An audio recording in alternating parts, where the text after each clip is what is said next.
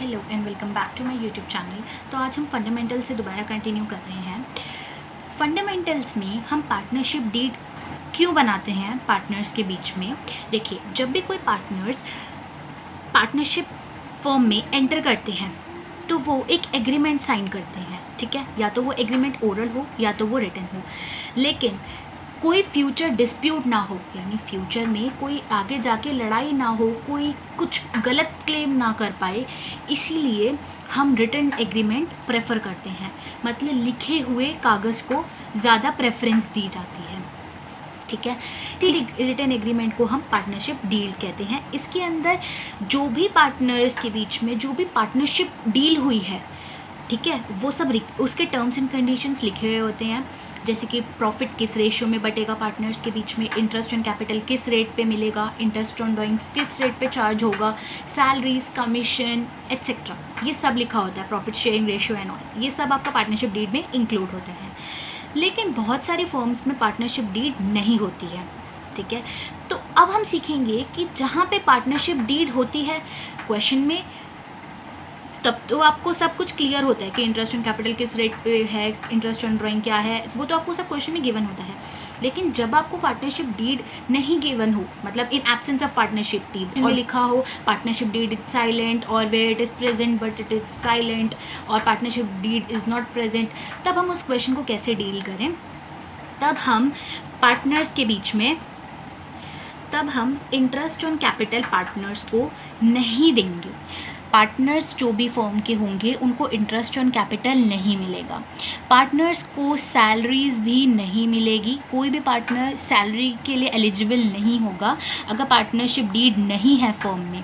Interest on drawing भी किसी partner से चार्ज नहीं की जाएगी। भाई, अगर आप जब पार्टनर्स को कुछ दे नहीं रहे हो तो उनसे आपको चार्ज भी नहीं करोगे, ठीक है। प्रॉफिट शेयरिंग रेशियो इस केसेस में इक्वल होगी, यानी 1:1। अगर दो पार्टनर्स होंगे जैसे एक्स और वाई तो 1:1, तीन पार्टनर होंगे एक्स वाई जेड तो 1:1:1 हो जाएगी, ठीक है। और interest on loan 6% per annum होगा, ठीक है, इंटरेस्ट ऑन लोन। एक और रूल होता है कि कोई भी एक new partner without the consent of all the partners enter नहीं होगा।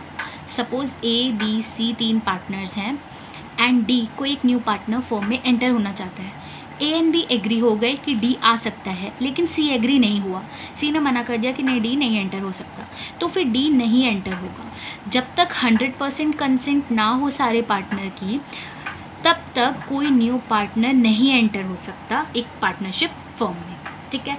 तो ये था in absence of partnership deed क्या रूल्स एप्लीकेबल होंगे जो कोर्ट ने बनाए हैं।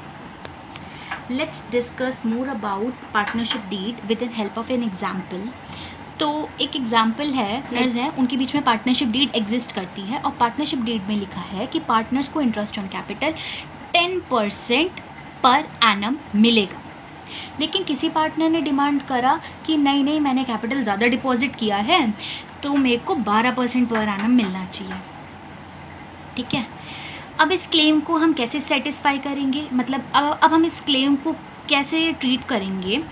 हम पार्टनर को पार्टनरशिप डीड दिखाएंगे। पार्टनरशिप डीड में लिखा होगा कि अमाउंट से कोई फ़र्क नहीं पड़ता कि आपने कितना अमाउंट डिपॉजिट किया है।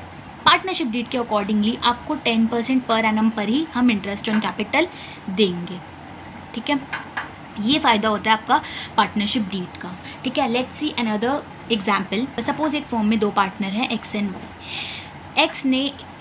एक्स ओवर टाइम काम करता है एज़ कम्पेयर टू वाई। तो एक्स ने कहा मुझे सैलरी ज़्यादा मिलनी चाहिए। एक्स और वाई को सैलरी सपोज मिलती थी 10,000 पर मंथ, ठीक है। दोनों को सपोज मिलती थी 10,000 पर मंथ, लेकिन एक्स ने कहा मैं ओवर टाइम करता हूँ तो मुझे 20,000 पर मंथ मिलनी चाहिए।